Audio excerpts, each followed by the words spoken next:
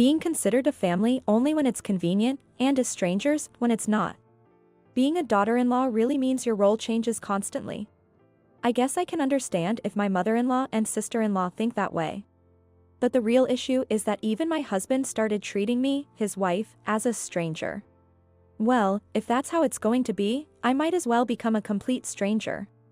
My name is Emily, a 35-year-old stay-at-home mom, currently living with my same-aged husband, Brian, and his mother in their family home.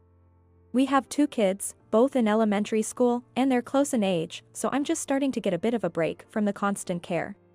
Raising these kids has been a real challenge. Of course, parenting is hard for everyone, but in our case, the biggest problem was my mother-in-law. Our generation can access a variety of information online and find support and advice through social media.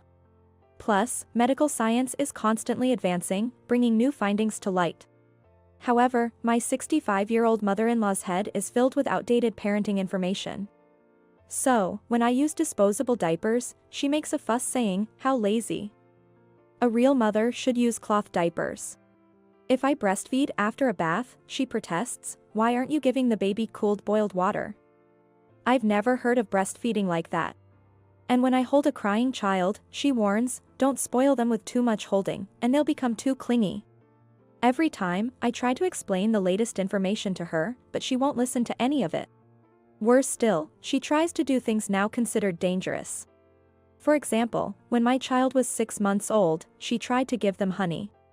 It's well known now that honey can contain Clostridium botulinum and should not be given to infants under 1 year, but she didn't know that. When I saw her taking a spoonful of honey to the baby's mouth, I panicked and snatched it away. Even showing her credible articles from the Ministry of Health, Labor and Welfare didn't work. She just dismissed them saying, "I gave honey to Brian and his sister Sophia, and nothing happened." Such information must be false. Dismissing the ministry as liars, that's something else. The relationship with my mother-in-law was already a headache, but another problem arose after the kids were born. My husband's mama's boy behavior. Brian, being the eldest son, was always pampered by his mother, often prioritizing her over me. Once I had kids, Brian, who knew nothing about parenting, started siding with his mother on everything, insisting she was right. Even when I shared information from the internet, he'd challenge me, "Can you guarantee that information is 100% correct? Mom has raised me and Sophia, so she knows what's right. Shouldn't we listen to someone with experience?" I don't believe everything my mother-in-law says is wrong, but blindly following her, especially when she rejects any new knowledge, just isn't possible for me. As a result, my relationship with my husband became increasingly strained. Furthermore, this issue worsened my already rocky relationship with my mother-in-law. If the kids dirty their clothes and I run the washing machine twice a day, she yells, "You're wasting electricity. Use the washing machine every 2 days at most. Anything else, wash by hand." If I buy store-bought snacks or ready-made meals, she confiscates them saying, "Kids need homemade food. Buying ready-made stuff means you're lacking in love and they'll grow up wrong." When I'm busy with 2 close-in-age kids and buy a robotic vacuum cleaner, she criticizes, "Cleaning means getting into every nook and cranny. A robot cleaner only knows how to clean round spaces in square rooms." And then she takes it to use in her room downstairs. When I tried to take it back, she exclaimed, "You expect an elderly woman with a bad back to use a regular vacuum? How cold-hearted can a daughter-in-law be?" Hearing this, my husband scolded me, "You really are a cold woman. You're part of this family, right? Don't you have any desire to care for my mom as a family member?" I was utterly fed up. Then, the incident that finally made me snap occurred. My sister-in-law, Sophia, suddenly expressed her desire for a homecoming birth. Sophia lives just about a 20-minute drive from us, so it didn't really seem necessary, but she apparently insisted on coming back home. However, the room she used to occupy is now the kids' room, and apart from my mother-in-law's bedroom on the first floor, the rest of the house is filled with clutter. Moreover, I was shocked to hear she planned to stay for about 3 months before and after the birth. When I wanted to go back to my parents' house for childbirth, my mother-in-law scolded me saying, "What are you thinking? Returning to your parents' house so easily after getting married?" Yet, for Sophia, a 6-month homecoming is okay? The blatant favoritism between her own daughter and a daughter-in-law is astounding. And what's more surprising, my mother-in-law announced, Sophia is coming the day after tomorrow. She must be anxious about her first childbirth, so I thought it best to have her come as soon as possible. Wait, which room will she use? There's no room ready for immediate use, I asked, to which my mother-in-law casually ordered me. Well, about that. Emily, please take your 2 children and go back to your parents' house. The room you're using for the kids was originally Sophia's. What? So, she's kicking me and the kids out to give the room to her? Wait a minute. That's too sudden. Besides, the kids' room is full of their stuff. Just stuff it all in their bunk beds, she replied. And she expects me to do all this in just 2 days? Moreover, if we're going back to my parents' house for half a year, I'll have to transfer the kids to another school. My parents' house is about a 4-hour drive away, making it impossible to continue sending them to their current elementary school. Just transfer them to another school. It doesn't matter which elementary school they go to at their age, she said. They have a lot of friends at their current school. Well, they can make new friends at another school. And after all, they'll be back in 6 months, so there's no problem, she dismissed. This is hopeless. Besides, I want to welcome my own child's birth at our home and spend time exclusively as a family, she added. Hearing this, I was infuriated. So, my children and I are not being treated as a family.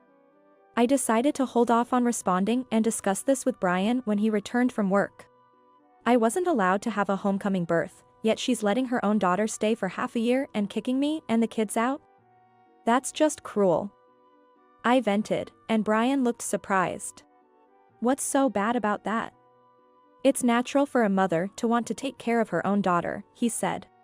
My own mother suggested I could come back home for my pregnancy, but your mother immediately rejected it. She never considered my or my mother's feelings, yet you're completely siding with her? I don't know about your parents' feelings. You and your parents are outsiders, after all, he replied. Oh, really? Calling the woman you married and had children with an outsider. Fine. I'll make sure to leave before Sophia arrives, I said. Great, thanks. Oh, and clean up my room before you go, he added. As if I would.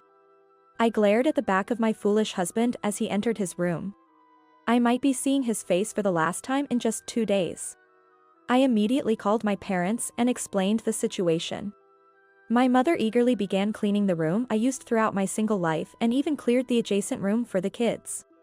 After my parents divorced due to my father's infidelity, my mother received this house as part of the settlement. She had been living alone since I got married and left home. So, she was overjoyed that my 2 children and I were coming back home. She even said, if it's hard for you, you can always leave your husband and come back here. Also, I quickly transferred my kids to a nearby elementary school, where they easily blended in. As some of my childhood friends' children were enrolled there.